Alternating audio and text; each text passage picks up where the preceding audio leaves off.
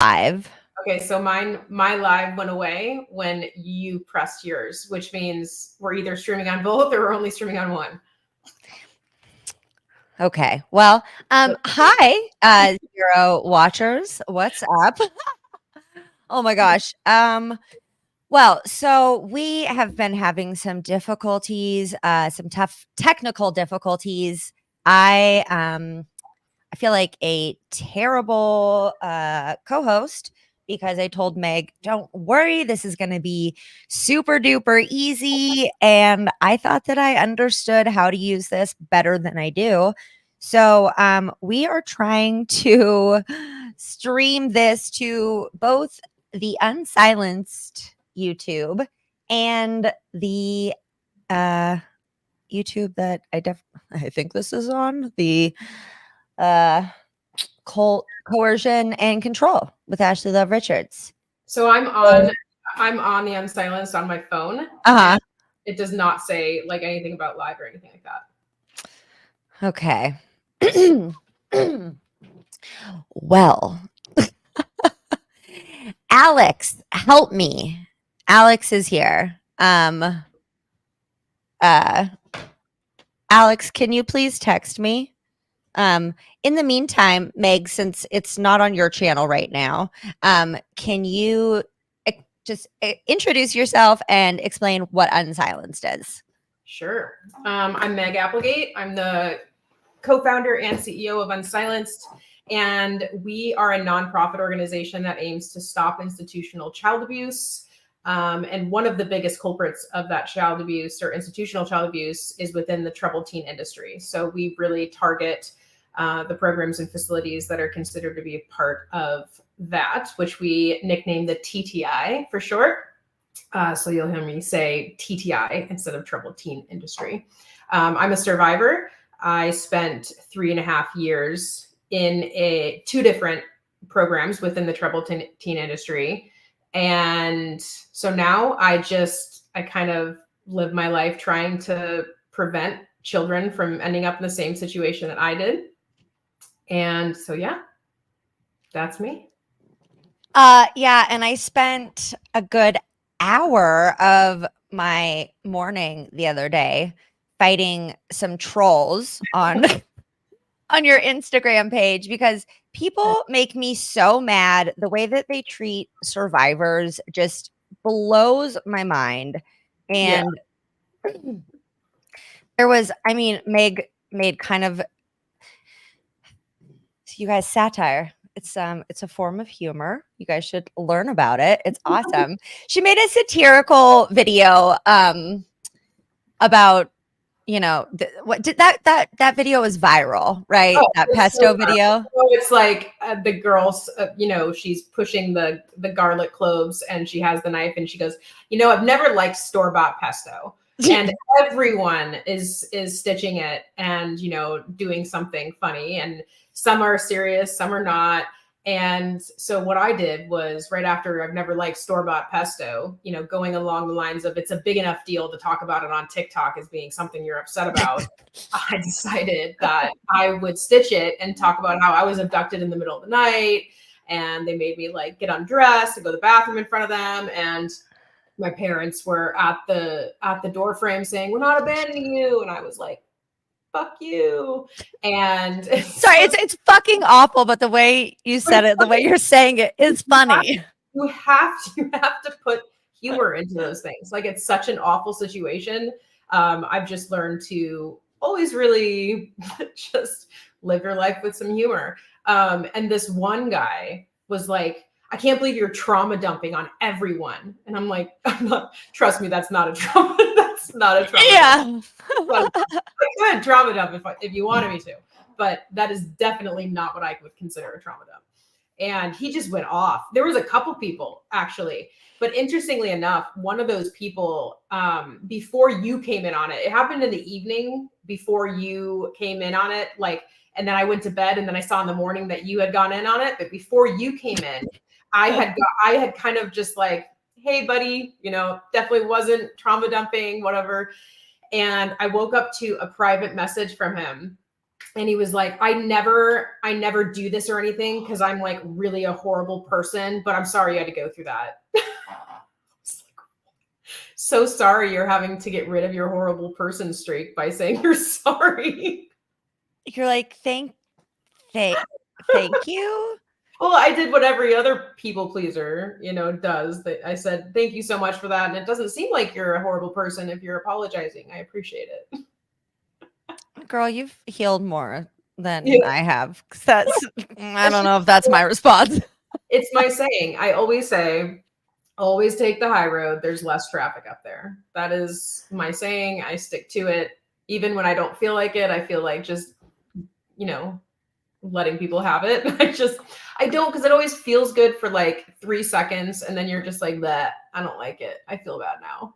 So I've tried to learn from that.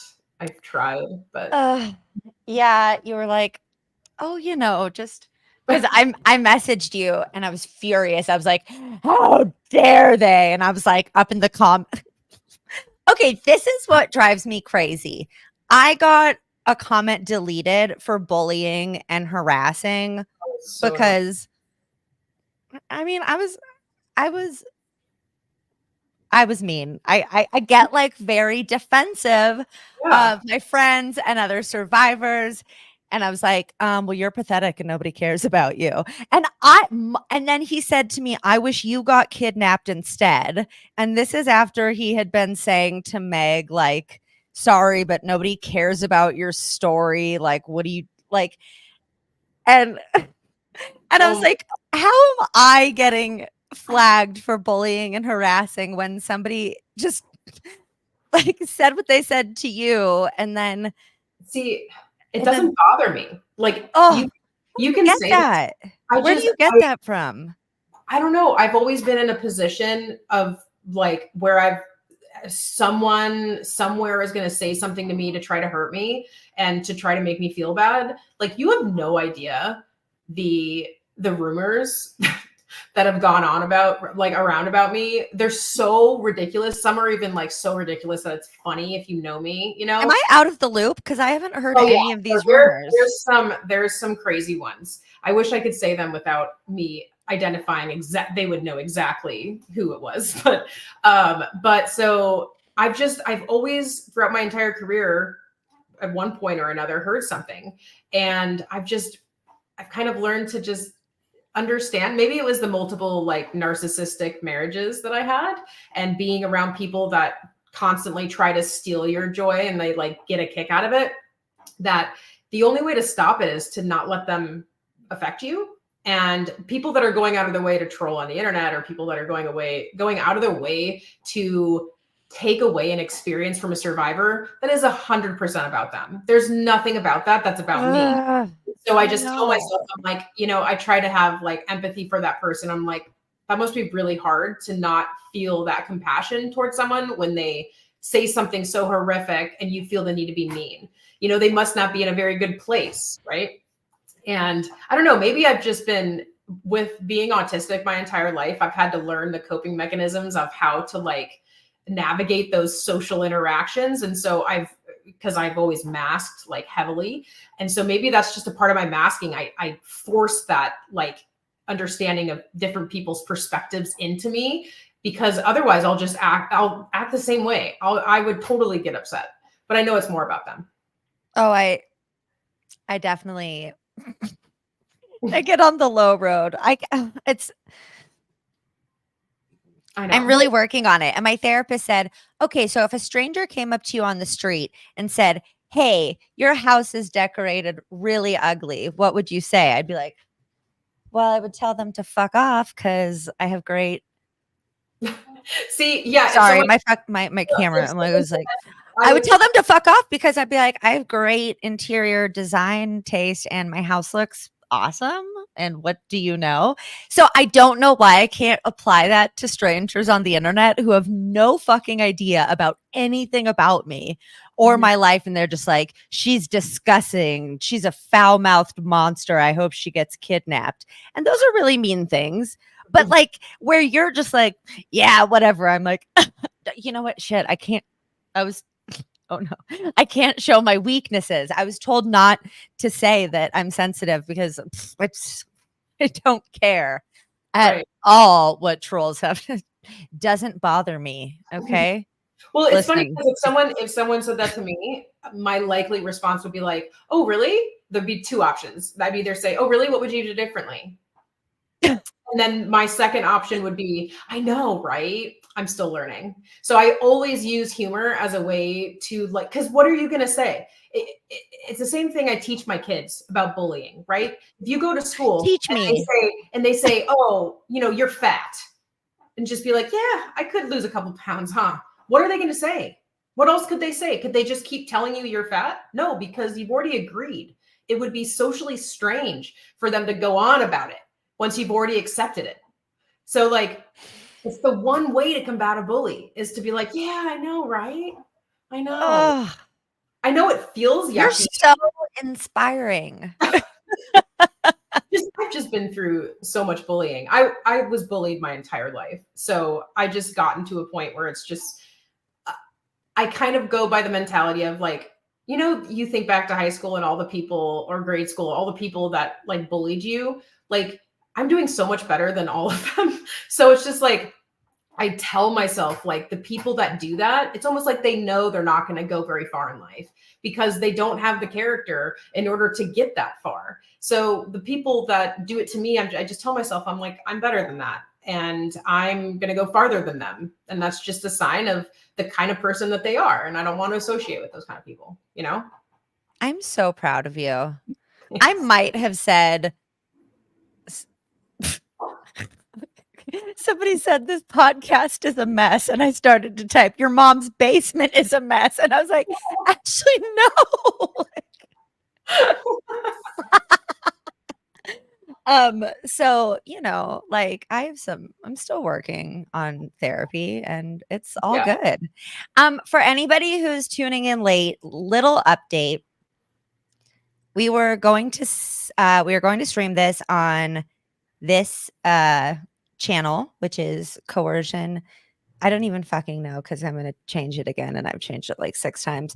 Right now it's called Coercion and Control with Ashley Love Richards. So that's what you're probably watching. And we were going to try to stream from Meg's Unsilenced channel as well.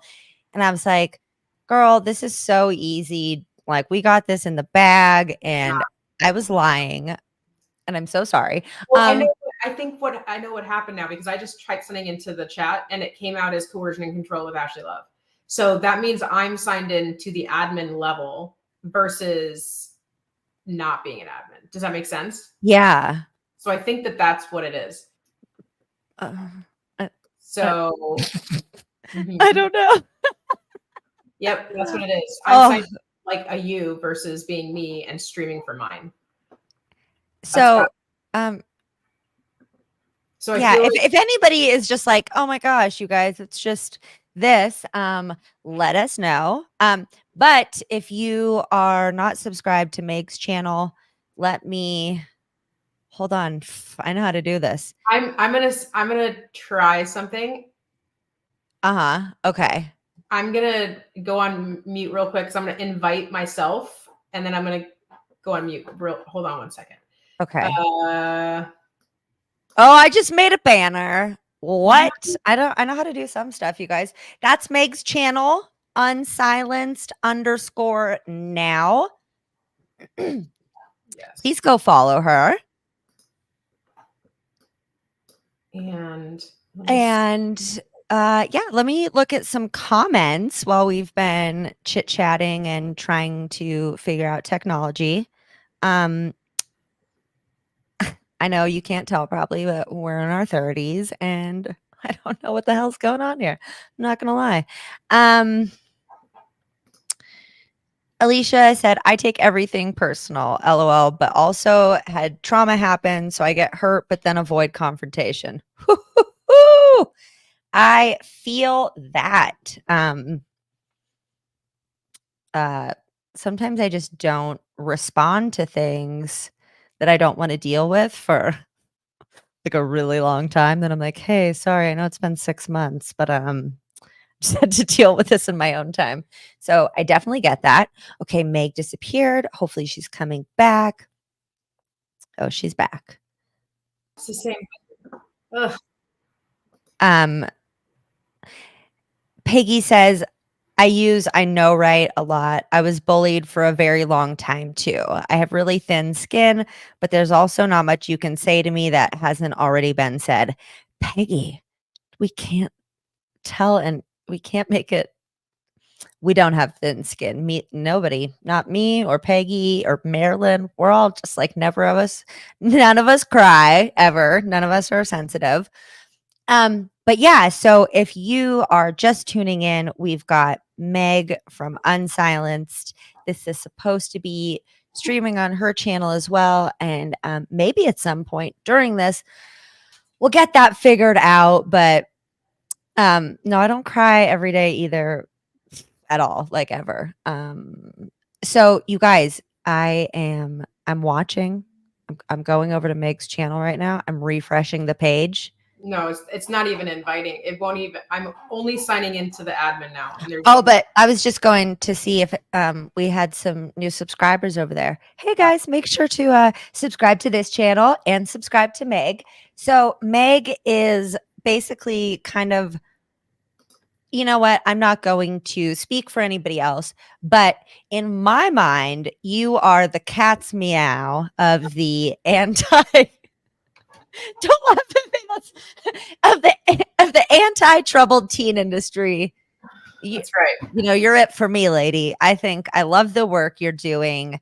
I've been a big fan for a long time, and we've been talking about doing this for a long time because I myself am not a survivor of the troubled teen industry. Thank God, because it is not. It's not therapy. It's not help. It's torture and abuse. And it's, you know, it's been something that I've been wanting to talk about for a long time, but as a survivor of other abuses and assaults, sometimes, not always, but I do like to be able to talk about a subject that I feel like really knowledgeable about rather than listening to somebody else talk about it, you know, because like I've done a lot of research and I've done a lot of learning and it's the best book ever. Highly recommend Help at Any Cost: How the Troubled Teen Industry Cons Parents and Hurts Kids by Maya Salovitz. Yeah, thank you. I knew that I would probably butcher that. And I was reading that on vacation this summer and I was like, oh, you know, just a little light vacay reading. Yep. Nothing dramatic about it or anything. But it's been so informative, and hearing about Richard's story, this man named Richard, he was sent to Straight Inc. That was kind of like one of the OG troubled teen programs. I think Nancy Reagan really supported it, right? She did. She loved that shit. And can you just talk about some of Meg. Oh my God. Okay. I remembered how I wanted to start this episode before it became much about learning how to cross stream. It's gonna be so good though next time. Please don't lose faith in me. I promise I will do better next time. No, it's all good. I'm saying you and the audience, but mostly you, because I feel bad that I was like, no, it's it's so easy. Okay, so I am going to. That's also a trauma survivor thing, though. It's just like feeling super guilty, even if people are like, "No, it's okay." You're like, "It's not. I'm the worst." Here we go. Or is that that's Ashley? You have some work to do. If I'm inviting someone into this, is it the StreamYard link that I use? Yes. Yeah. Invite anybody who wants to help. Okay. Yeah. So I'm going to pull up Cult Bingo because I think that a really interesting way for us to identify some of the ways that the troubled teen industry is quite cultish. I thought that we could play some cult bingo, but applying it to the TTI. Okay. So, let me know as I read these off. Just say yes or no, whether or not this is something common within the TTI. Okay. Sex only with the leader. Well, I wouldn't say any TTI is outwardly encouraging sex with the leader, though I would say it's something I've heard many times within programs where there is sex going on with either a staff or a therapist. But I've never. Sexual abuse is pretty common. Very common. Yeah. Right. Actually, that's kind of great because even though that didn't technically apply, I loved how you were able to expand upon that and talk about how it did. So members can't have kids. So, and also you can look at these as kind of loose, is like, are they controlling people's reproductive rights? Right. I would 100% say yes, that would be true. Because if you, let's say, I mean, I can speak for my program. If you had sex, let's say in the program, and you like got pregnant, like you would be kicked out immediately. Like it would be the biggest deal ever. There was also someone that came and arrived pregnant, and they encouraged them to get an abortion. So I would say, when you say encouraged, is that kind of coerced into it? Yeah. So I would say kind of not like you need to do this or else. It's more gentle, like, it's up to you, but if you do this, then you're probably not going to be able to stay here, and you might end up going to a wilderness, or like, you know what I mean? They kind of use different mechanisms. And we haven't even talked about that yet, but I loved how you just said wilderness so casually, because most people who aren't familiar with the troubled teen industry are like, what the hell is wilderness? So could you say what wilderness is and kind of... I mean, it's a made up therapeutic approach to helping kids get through struggles. But honestly, it is, you are uprooting kids, you're sending them into the wilderness, and you have like a home base, right? Like still in the middle of the wilderness. And then it's basically hiking all day. A lot of times you're forced to carry very, very heavy packs, like up to 90, 80 pounds, somewhere in there. You get very limited water and food. And in some programs, you can't eat hot food until you're able to whittle your own and make your own eating utensils. You have to be able to bust a fire. So a lot of places will, until you can bust a fire, and that's with an actual, like a bow, right? So it's not like a lighter, like it's like the bow drill. So yeah, it's like this. Yeah. So until you can bust a fire, you don't get warm food. So that's part of like the phases and the level systems. A lot of times there's no showers. You basically are, they called it permadirt. You come out of it eventually, and you have such dirty skin that you can't get it in one shower. It's like built in. A lot of times medical neglect is very common there, because you are hiking all day long. So injuries are going to be more prone than maybe a sedentary, facility. And because of being in the wilderness, you don't always get medical care right away. So, but if you break it all down, it's literally, you're probably getting the exact same amount of therapy. And I'm not vouching for any of the therapists within wilderness, but technically probably an hour a week of therapy where you're with your therapist, which is the same within a community. So there's really zero evidence to suggest that this is something that is effective at all. Like, right. Yeah. And it's pretty crazy because I have been to rehab a few times, and I actually, now looking back, realize that I met somebody who had gone to, what are the they had gone to rehab, but it was the one that Scientology does. Oh, It's not Synanon.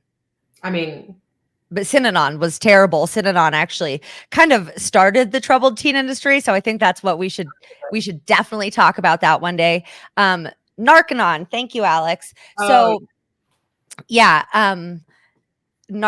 thank you. I knew somebody who had gone to Narcanon, which I had no idea at the time that it was connected to Scientology. I don't probably didn't even know about Scientology at that time. And I had met somebody who had been sent to a wilderness uh, therapy camp. For anybody who's just listening audibly, that was heavy quote marks. She got injured. I don't remember what happened, but they were like, yeah, tough cookies. We are in the middle of the desert or wherever, and keep walking. Basically, it was insane. I was like, are you kidding me? And I think it's important to know a couple of things. Is one, you said you're going to get sent to wilderness, mhm. and that is such a big part of coercive and controlling groups, is having this like insider language Yeah. that other people on the outside wouldn't really recognize.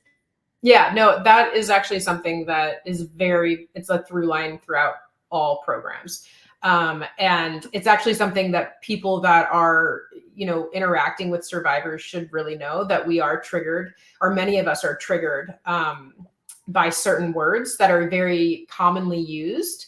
And you won't even realize that you're going to be triggering someone. I'm more immune to the triggering words, just because I've been in business for so long that they get used all the time. And I've kind of just removed the feeling around. But some of those words are like accountability. That's a very triggering word. And then feedback is probably number one. Wow. Program, seminar.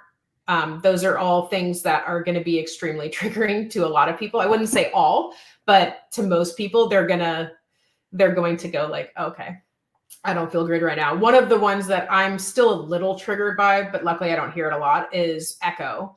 So when I hear echo, it's what we had in our group therapy, which was called Circle. And it's what Synanon did with the game. So you make Attack therapy. attack therapy. You sit in a circle and you hear everything wrong. Therapy. Well, let's put that in quotes again. Everything that's wrong with you, and how you need to change, and just they go around a circle. All your peers are telling you all these negative things. So when someone didn't feel like saying everything, they would say that they agree by just saying echo. So someone would say something super hurtful, and then you hear like 6 echo, echo, echo, echo, echo. And it's like, oh, wow, okay, the whole group hates me. So echo for me is the triggering word. But like, yeah, there's definitely words that are going to trigger, like for WASP survivors, which WASP stands for Worldwide Association of Specialty Schools and Programs. So with them, they might be triggered by like hearing category 4, cat 4, like the different kind of consequences. So people just, whatever is triggered to that emotion back in that time, they're going to be like, whoop, even music. So with WASP survivors, a lot of their seminars, which were basically, a 2 to 3 day brainwashing session where you got very, very, very little sleep, and you had to have all of these really horrific, I guess you would say, exercises, that were very emotionally traumatic, and they would play songs during it. And so a lot of the like popular songs. And so now a lot of survivors, they'll hear one and they'll be like, oh my God, and they'll just get triggered. And they don't even know that that's why, but they'll just be like, oh my God. Yeah. So like what kind of songs would they play? so it just a super wide range. Like do you know the purpose of playing those particular songs at those times or whatever? I don't know. I bet Katie would know. I don't know if there was a particular purpose other than like trying to get emotions. Someone just said, I think, are you talking about Elon? Elon was the first school, right? Yeah. No, I don't know about first. No. Sea-Doo. Oh. Sea-Doo was pretty fresh out of the Synanon oven. So you had Synanon, and then True Believers went on to, found their own abusive spin-off programs, only they now focused on kids. Was that a religious program by any chance? Sea-Doo? No, True Believers. It just has a very religious ring to it. That's what I'm saying. I'm just using that as a noun. The True Believers of Synanon went yeah. Oh, right. Cult name though. Right? Like, welcome to the Church of True Believers. I mean, you can't really argue that, can you? Yes. Yeah. Elon School actually put kids into a boxing ring. They had a boxing ring, and they would make kids like full on, like, beat the shit out of each other. Beat each other. Physically beat each other. Yeah, that's definitely not torture at all. You guys, the link to Meg's website is up on the screen. I also just put it in the chat. Please go make sure to follow her there. Actually, whenever I smell like I sniff a TTI, I will go to your website, unsilenced.org, and I'll type into your database, whatever. Somebody had recommended, actually, somebody had told me about someone that they sort of knew who had gone and done some sort of therapy, like the psychedelic therapy, either with mushrooms or ketamine or ecstasy. I know there's actually a lot of stuff that they try, and she was sexually assaulted underneath or under hypnosis or whatever. And then, so I was reading about her story, and it was like, oh, she now works at, I think I messaged you, right? I actually had heard about that quite a long time ago from Yanya and stuff like that. But yeah, no, that actually has been happening quite a bit. The people getting assaulted under, yeah, you guys just be very careful with. Not enough oversight into that industry yet, Alternative therapy is, you're rolling the dice there, because a lot of times it's not evidence-based, like all of these therapeutic boarding schools and ranches, and they brand them as all kinds of stuff.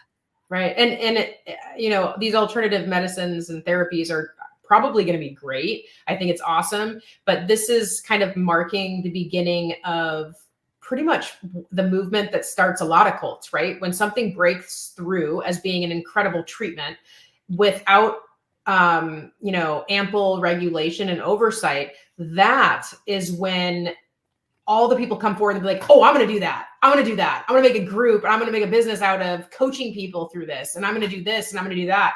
And then you see a bunch of entering into the market, right? And if you don't have enough oversight, that's when you're going to see a lot of abuse happening. So as great as these alternative therapies can be, I think my biggest concern is the lack of oversight over the people administering them, right? How do we trust that the group that is having a weekend retreat is going to be the one that we should trust? Or is this doctor truly a doctor? Like, just being able to analyze the system that's administering whatever that alternative therapy is and making sure that they're legit. That's my number one concern with it.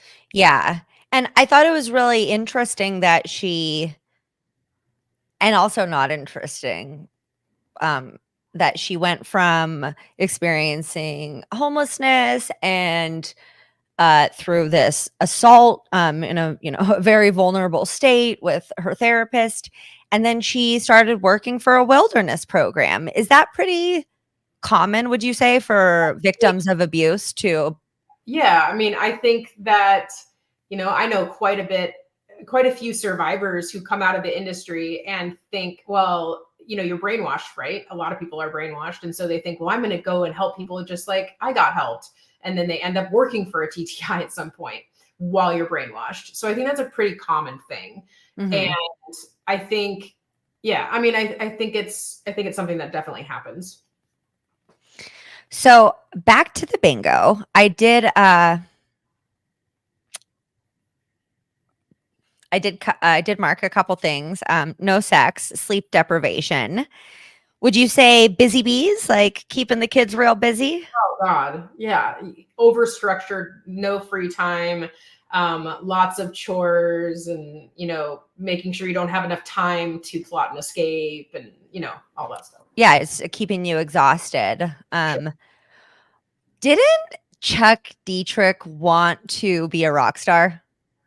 Did he? I mean, I would believe that. Let me double check. I do know that Chuck had the idea for Synanon from an acid trip, which is pretty interesting. That's fun, right? Yep. Dang. Oh, well, no. Okay, no, I can't find anything right off the top, but it's pretty funny because so many cult leaders want to be rock stars and start off that way. I know. I think this is yes. Would you say that Synanon or that the TTI cherry picks from other religions and cults to kind of create their own fucked up system of abuse? How would that do they use cult-like tactics from different groups? Yeah, their tactics. Oh yeah, for sure. They take, you look at any programs now, and it's just an interweb of, it's just like an incestuous web of disgusting abuse. And for instance, I was looking at my program now, which is much different than 20 years ago, and they had they were having some of the girls go on solos. And a solo is something that happens usually in wilderness, where you go solo in the wilderness for like 3 days. And it's a time of great reflection, right? And Chrysalis was having some of the girls go solo. So they were even taking things from other types of programs. There's lots of programs that take things from WASPs and the seminar kind of feeling, even though they're not WASPs. There's tons of borrowing of all that stuff, including from Synanon. If you went to a TTI and you had any kind of group confrontation, that is coming from Synanon. So, the game. Yes. Such a fun game. Oh, man. Yeah, and also the idea of going on a solo to have great reflections is not a fucking new idea that the white people running the troubled teen industry came up with. That's a very fucking pardon me. That's a very fucking ancient tradition amongst indigenous peoples, is to, I believe they were called vision quests. Oh my God. Is that what they're called? I'm pretty sure. There's a TTI called that. Bitch, stop it. That's so sad. I don't like that. Correct me if I'm. Yeah, so Aboriginals, that's the indigenous people of Australia. They do walkabouts. This is something that indigenous fucking cultures have been doing for thousands of years, or if not hundreds, Oh my God, I just looked it up. It's Vision Quest National. It's a residential treatment program for troubled youth based on Native American philosophy and ceremony. Oh my God. Do you think Native American people or do you think indigenous people are running that place? Probably not. No, I don't think so. Probably not. And it's literally on a government website from the Office of Justice Programs. No, yeah, no, I don't. I don't trust it. Yeah, as Peggy said, Aboriginals have their walkabouts. Exactly. So that's absolutely cherry picking. I don't know if you've looked into Twin Flames at all or watched the doc. Yeah. Yeah. Like, it blows my mind and it makes me so sad that they're using biblical shit. It's all like, oh, it's God. It's all over. It's a hodgepodge. It's a mess. Yeah. They're using the prosperity gospel. They're using like traditional fucking like submissive fucking woman shit while also like turning everybody's deciding what like people are going to be gendered, not them making the decision. It's just it's so gross. Yeah. So if you guys haven't, I actually, there's a documentary on Amazon Prime on about it. and there's a documentary on Amazon about it. I really like the one on, I liked them both a lot. I think they both have some different and important information to give, but I really liked the one with Dr. Yanya Lalick, who Yeah. you're actually on her board. Yeah. Yanya's one is awesome. I watched it a couple days ago. Yeah. We're both big fans of. I mean, I watch all of Yanya's stuff. She'll always text me when it's out. She's like, it's ready. I'm like, she is so amazing. And I would love to see her get more credit for being such a force in the anti-cult expert world. She's the grand poobah. I know. So I mean, for me, she's the cat's meow. You know what I'm saying? Everyone should go buy her new book for sure. Her the third edition of Take Back Your Life is now available on Amazon, and she has been incredible enough to make an entire section on the TTI, and is centered around survivors' voices. I mean, I even have my story in there as well. Everyone should go get it because I'm waiting for mine. It should be here, I think, like tomorrow. Absolutely. And maybe Peggy, if you wouldn't mind throwing a link in the chat to that would be amazing. Should people get it on Amazon, or should they like go to your website or something? No, Amazon's good, I think. Okay, cool. Okay, so back to the bingo shit show. Yeah. Cherry picked, matching clothes and or hair. Some programs, I would say, a lot of the older TTI programs for sure. But then even when that became weird, like I think in the evolution of the TTI, there became a point where parents were like catching on that this is pretty culty. You know? Yeah. Why is everybody wearing red? Right. Exactly. So I think there was a kind of a turning point where then they just kind of controlled the clothes you can wear. Right. Okay. So some do, but now it's like very strict clothing rules. Right. But there are still some who definitely have to wear matching. Okay, so we are so close to a bingo, but because I just know, but we're not going to get one yet, which I'm glad because I don't want to yet. Public outreach, we know they're doing plenty of that, right? So for sure, I mean, that's going to be all the educational consultants that are. Is Dr. Phil still pimping the hell out of this industry? I just saw that he's coming back on some other channel, and I'm like, God help us, dude. He has been a big proponent, or he's sent a lot of fucking kids to these programs. Turnabout Ranch, like so many programs. Don't you think he's probably getting a financial kickback? Probably. I think that most people that refer do. I mean, we have proof of financial kickbacks even to families, where if families recruit other families into it, they'll get a discount in tuition and stuff. Like, oh, cute. So gross. It's so nasty. I love that. Group punishments. Woo! You want to just talk about those a little bit? I mean, so let's say, I at least in my program, I'll speak for my program, that if there's something that went wrong, I won't give that example. Let's say one of the further episodes. You guys, this is just the start of a series. Get ready.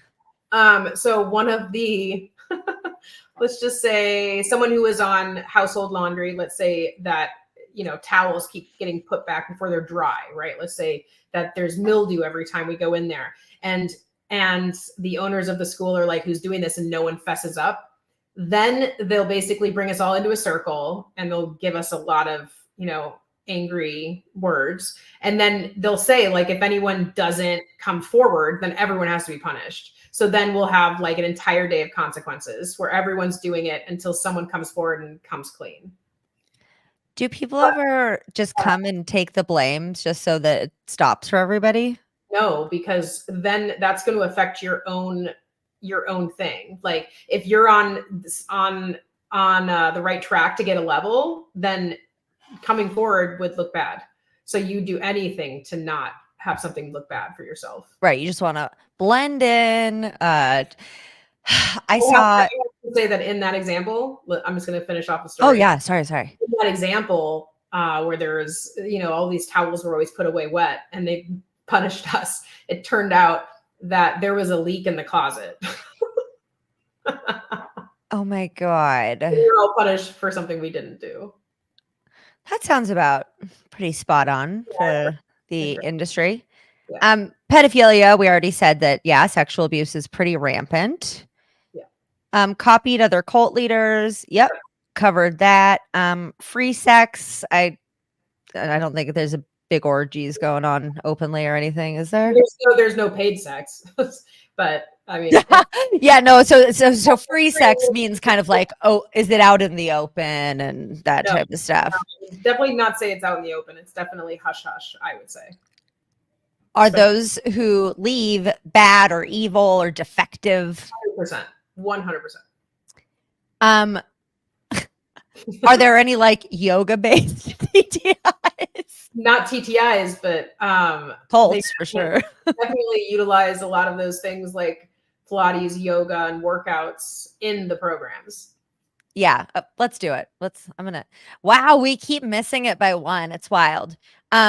Penalty for leaving. I mean, yes, you said it earlier. It's like, oh, well, if you fucking get knocked up and decide to have the baby, then you'll probably get like sent away from at least where you have a bed and sent to the fucking wilderness where you have to do a solo. I'm 36 years old and spending 3 days in the fucking wilderness by myself sounds terrifying. So I can't imagine being 13, 14, 15, 16. You know, ugh. So yeah, a lot of times, right? I mean, I know that from watching Paris Hilton's documentary, you guys highly recommend Paris. This is Paris on YouTube. It's free. It's about Paris Hilton's time in the troubled teen industry. She went to, I think, 4 different facilities. And Meg has actually done work with Paris. She's amazing. Her documentary is really good, really eye-opening. Also, I believe it's called The Elon School. No, it's called The Last Stop. Last Stop. On Amazon Prime is about the Elon School. That's also really good as well. Any sort of sex with the leader, like, do you know of any coercive situations where the the leader of the school or whatever is saying like, oh, you'll get through the program faster? Or I would say, because it doesn't always, it's not as always like as straightforward as the leader, right? So when I think leader in TTI settings, I would say anyone with authoritative power, right? So for me, any leader would be like a therapist. That would be someone that you are groomed to look up to and listen to, right? Same thing. So as you know, I was never sexually abused by a therapist, but I know many people who were. I don't know what they were told before that sexual assault. However, I would not be surprised if they said it was part of whatever program there, you know what I mean? I could see that definitely being a part of it. Oh, we'll fast track you, or, oh, you'll be. You need to learn to let go of control. It would probably be something like that. Like not promising fast tracking, but more like, with your previous sexual assault, that's really important you get used to touch. Like that would be something that they would likely say. I could see at least. Oh, yeah. Gross. Relinquish money and possessions. I mean, we know that this industry steals. No, you get nothing. I mean, everything is taken away from you, and then they go through everything you have. In the hospital, I had to get rid of all of anything that had alcohol in the ingredients. Within the first 6 ingredients, I had to throw away. I couldn't use it all. And no mouthwash. No mouthwash. And then all of your toiletries had to be held behind the nurse's station. And then you had to get them out for 30 minutes to take showers and do hygiene. And if you didn't return them, you get docked points and then you would get in trouble. So like everything is controlled in this environment. The second place I went to was much more open. We didn't have like our razors taken or anything like that. However, everything has gone through, letters are gone through. If you have like the things they don't approve of, like CD players, if you're not on the right level, they take them away. Anything they don't want you to have, you can't have, they take. And when you say letters get approved of or not, there's a lot of Don't they often read the kid's mail before they send it home to make sure that the kid isn't telling anything about what's actually going on? I mean, I can't say across the board, yes, but I would say I have not heard of or seen places that didn't. And then, at least in my school, or not school, in my program and many, many others, there's also the aspect of having an approved list versus unapproved. So if you write a letter to someone that they think you shouldn't be talking to, it'll not go out. Jesus fucking fuck.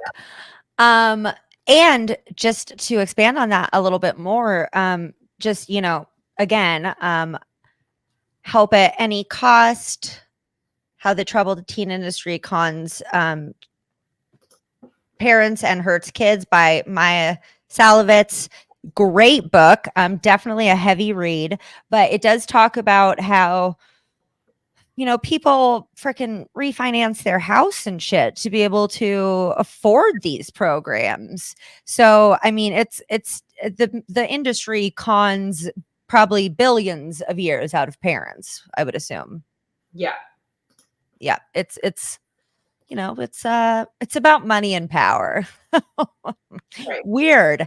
Designated hierarchy, we know that that's definitely a thing. Yes, absolutely. And it's a way to, I feel like it's a way to keep it's a way to keep the kids in line too, right? Because when you are all of a sudden you're a step up and now you have to control the people on the level below you, you're going to kind of do whatever you have to do to be able to get to the next level to get the fuck out, right?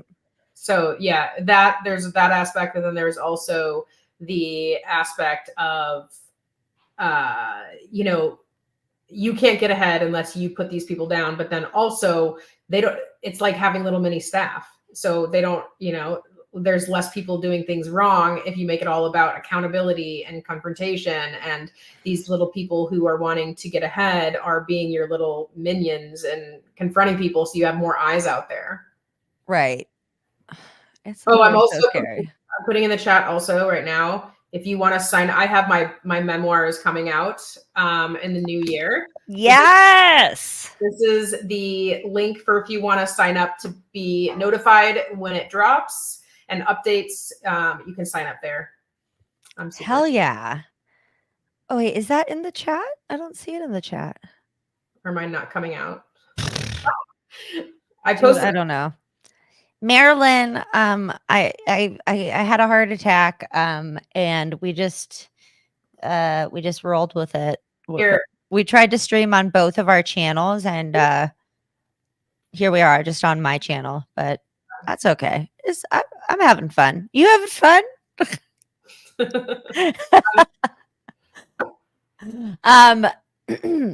Justification of anything that the leader deems necessary. 100%. 100%. We are getting real close. And I think we know this is true. Vulnerable groups or people. Every single kid that is, well, not only are they children, that's a vulnerability in itself, but also every single kid that's being sent has something going on, right? I'm not saying it's necessary to be institutionalized because of it, but they are struggling in some way, shape, or form, whether it's prior trauma, mental health issues, substance abuse, eating disorders, you name it, but something is going on. So they are vulnerable because they're already struggling. So before I click this, because it's going to do something, that means that out of 24 squares, we only missed 1, 2, 3, 4, 5. We only missed 6. No, charismatic leader, definitely, 100%. Where's? Oh yeah, I didn't even kick. I don't know why I skipped that one. Okay, so we really only missed 5. Yep. Out of 24. So I think that we can officially declare the troubled teen industry a fucking cult. Boom. Exactly. Bingo. I love that. I love the blood splatter because I'm dark.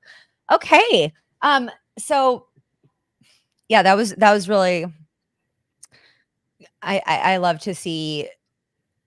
I mean, this can, you can freaking apply that to the troubled teen industry, or a religious cult, or a yoga cult, or it's going to be the same through lines. Yep. So, Meg, I know you have a super busy day. You have multiple children, but look I have like like 20 a kids at this point. I So was like, I don't want to dox your life information, but I was just like, how the fuck old are you? Because you look amazing and you have kids. yeah, 38, 4 Like, kids. I'm might I say that trauma has done wonders for your skin. Yes, thank you. There's also the filter that is applied, but yes. Oh shit. Is there Yeah. a filter available Yeah. here? Yeah, it touches up your appearance. God, I didn't know that. Yeah. Next time. Right. So and this is going to be a series that we're going to start doing regularly. I'm so excited. We've been talking about this for months, and I've been talking about it on my podcast for months. And even though today it wasn't super easy getting set up, when we figure this out for next time, it'll be so easy. And I'm really excited because I love the podcast. If I it's so funny. I was like, maybe I'll call the channel Complex Culture or WTF with Ashley Love Richards or WTAF, what the actual fuck.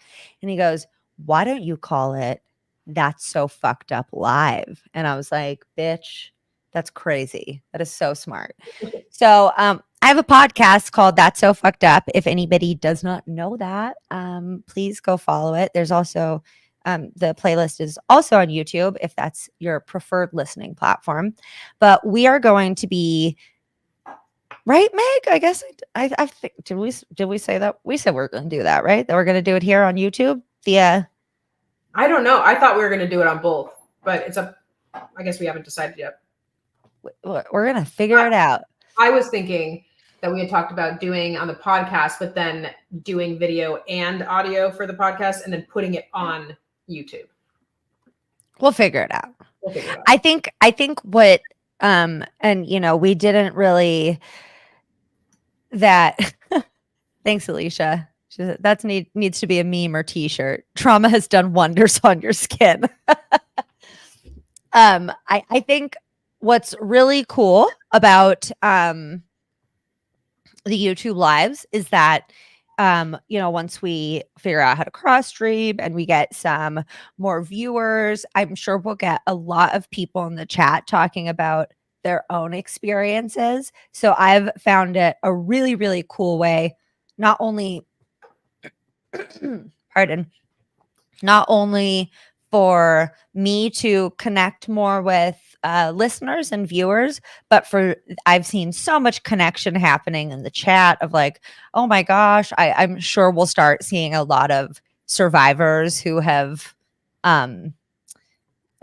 survivors and advocates and a lot of more people interacting, because I did a poll on Instagram and only 2/3 of my followers, which my following's huge, and I think like 50 people voted on this poll. So huge sample size, but about 1/3 of them didn't know what the troubled teen industry was. Wow. So I'm so excited to be talking about this more, because so many parents just Google, oh, my kid's drinking, or what do I do, or whatever. And then it's like, oh, send them for therapy at this la da da da da. And it's very deceptive. It is. It's a ton of deception. It's really sad. And Meg and I, either on YouTube, on my podcast, That's So Fucked Up, or both, we will be having many a further conversation on this topic. We're going to talk to Meg. You had some great ideas of people we could talk to. You said, do you want to give a little? I don't even remember. I remember. I just wanted to give you the chance. Okay. So you suggested, experts in psychology, some, potentially some survivor stories, hearing from parents who have also been victims of the industry. I know that you've worked really closely with the family of a child who died in the care of one of these facilities. it's absolutely heinous. And you're just doing amazing work, and I'm really excited to get it more out there, because this industry it's unregulated. One of the big problems, as you know, Meg, is that one gets shut down and then it pops up in another state under a new name with the same fucking staff like a week later. It's cuckoo. It is. It's crazy. It's like whack-a-mole. Like, oh, we got them. Bing, here's another one. It's exactly. It's maddening. And I think it can be so frustrating being an advocate and somebody who's trying to make change in an industry or culture where you're just constantly like hitting walls and like, let's be real, you're going up against politics and religion too. Like, there's a lot of money and power in this industry. I think, wasn't it the guy who created Straight Inc. was like, he fucking owned a mall or something? I didn't even know that. Okay, I'm pretty sure that's true. Don't totally quote me. But he had nothing to do with like knowing jack shit about traumatized kids or recovery. He was just like, I have a bunch of money. Let's this looks like it could be super lucrative. Basketball Diaries, bummer but great movie. Yeah, I've heard that it's about Leonardo DiCaprio, or it has Leonardo DiCaprio. Oh, I've seen that. It was an old movie. Is it about the troubled teen industry? I didn't know that. I haven't seen it in probably 25 years. Meg, have you seen The Wilds on Amazon Prime? Bitch. I can watch it though. I'll write it down. Oh my God. I think it might be, because I know they've done a couple movies about the troubled teen industry. I know there's one with Chloe Morantz. But there's not a lot of media about it whatsoever. And there's a series on Amazon Prime called The Wilds, and it's essentially about a wilderness program on steroids. It's fucking amazing, Meg. Text me as soon as you watch the first episode, because I'm really excited and I got really passionate about television. Yeah, so we plan on talking to survivors, parents of survivors, parents of victims, you know, who have not been so lucky to survive, experts on psychology and in the field. I think you said legal experts too, Meg. You had a bunch of really great ideas. And then just obviously, Meg is also a survivor and an advocate and a professional. She's the founder and CEO of Unsilenced, which in my humble opinion is doing the best work out there in the troubled teen industry. Also, I did an episode on something, or I said something, and somebody commented, well, Ashley, not all of these places are bad. My friend sent their kid to Boys Town and they came out so much better. Boys Town has a history of sex trafficking children. And I went to your website, obviously, unsilencednow.org. Unsilenced.org. Just unsilenced.org. And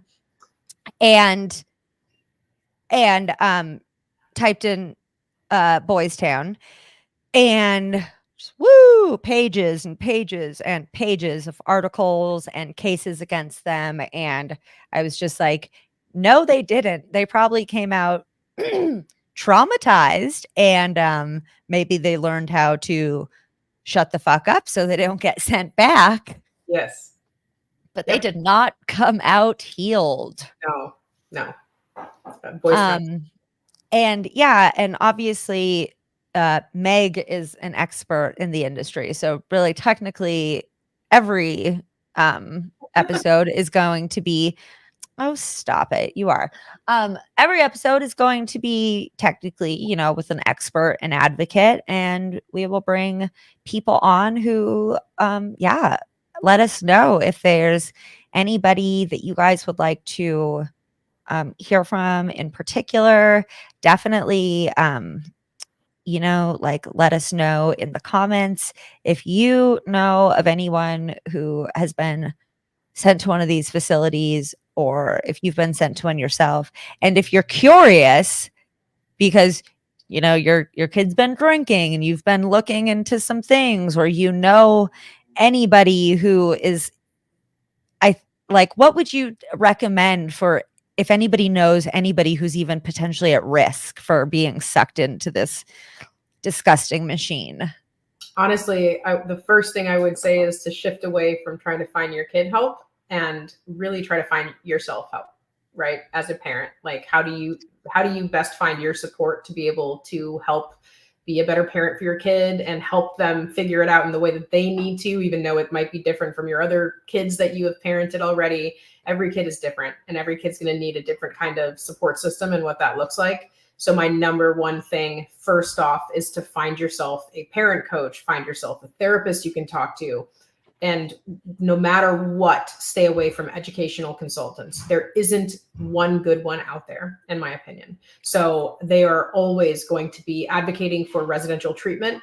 I know that, and I'd also say, I know it's really scary that kids have these issues, but to remember that most of these scary things are almost to be expected in normal development. So it's really about finding the correct support systems that you can for yourself and for your child to be able to get through that time in adolescence where we know that these things are going to be happening. So that's what I would say. And, Meg, you mentioned at the beginning of the stream that you have autism, and isn't it statistically proven that kids that have any sort of intellectual, I don't want to say the wrong term because I don't have intellectual disability, but there are people who do end up getting sent to these programs. And I would say, I mean, I don't know what statistically is correct or not because there really hasn't been a lot of studies, right? Right. But I guarantee you that with the rate of trauma that I would guess is in most autistic people, as they look back onto their life, almost everyone I know who is autistic has had some kind of trauma just from being autistic, from having to mask, or maybe being bullied, or feeling out of place, or their family thinking they're weird. There's so many different things that we hear growing up. So we're already almost 100% probably going to have trauma just because we're autistic and had a neurotypical world. And so sending a kid that has trauma in and of itself to a place like that's residential is not going to be the right thing to do. Now that's, I obviously understand that there are certain times where institutionalization is needed, right? If we talk about, a short-term crisis stay for stabilization or to get meds corrected, if you're truly suicidal, maybe 24/7 watch of, you to make sure that you're okay until you can get through that. Those are real crises, right? That would perhaps prompt a short stay to make sure you're okay. But none of the things, even the scary things, even the really bad things, merit 1 to 3 years in an institution. It's really fucked up. I'm remembering where I got the statistic. I was looking into whether or not corporal punishment was still legal in schools in the US, and it is in some states. Yeah. And corporal punishment is used a lot in the troubled teen industry. I mean, any way that you can abuse a person, that's how they are treating and abusing and torturing children. But a statistic that I read is that, and I'm not sure if it applies to people on the autism spectrum as well, but said that people with intellectual disabilities in settings where corporal punishment is allowed and that's where I'm not going to say a number because I won't say it correctly, but they're X amount times more likely to be punished because sure, I can imagine that. I'm obviously, about Circle of Hope and Amanda Householder. Amanda Householder is amazing. Her parents owned a ranch and boarding school for girls. And she actually ended up having a huge part in getting them taken down. And she said, it just broke my heart when we interviewed her. She said that there was one girl that was there for I don't know how many years, but she suffered from having an intellectual disability that impaired her quite a bit, and they would abuse her extra because of that, because they said, we don't believe in mental illness, we don't believe in intellectual disability, that's all bullshit. And they do these about the like 4-point restraints or whatever, where they have the staff like hold the kids down. And she said that they would do it to that girl for hours and hours at a time, while she was just like, oh my God, trigger warning, just like screaming and sobbing. And it was just like, it was, and then I was just imagining too, like, even as, and Dr. Yanya Lalik talks about this in the Twin Flames documentary about moral injury, like not only you dealing with the trauma that you endured and what was done to you in a coercive group, but the things that you did to other people under bounded choice, because that was the behavior that was expected and normalized within the group. And I can only imagine the trauma of, not even not perpetrating that, or even just seeing that fucking happen, like, it's, I mean, yeah, kids and parents who are getting duped and abused by this industry need support, and we need to get this out more in the open. There needs to be more education, more talk about it. So thank you, Meg, for doing this collaboration with me. I'm so excited. Me too. And you guys, that's just a little introduction. We have so much more coming up. There's so much more to talk about. And thank you for coming to the stream today and dealing with this little baby YouTuber and learning. And we will see you soon. Yes. Bye, everybody. Bye.